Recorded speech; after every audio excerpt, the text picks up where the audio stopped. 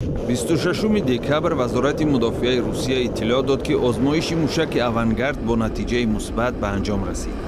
موشک از ناحیه دومبرووسکی ولایت اورنبورگ روسیه پرتاب شده هدف را در مسافه 6000 کیلومتر در نیم جزیره کامچاتکا محو نمود.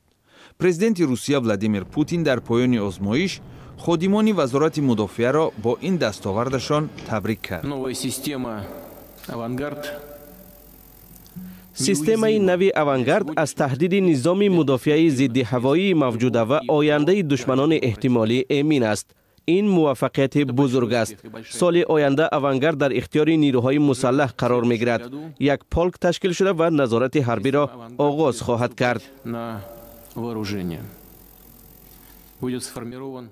ماه مارت اثنای ارائه پیام به مجلس فدرالی پالاتای بالایی پارلمانت روسیه ولادیمیر پوتین درباره استحصال موشک آونگارد معلومات داده بود.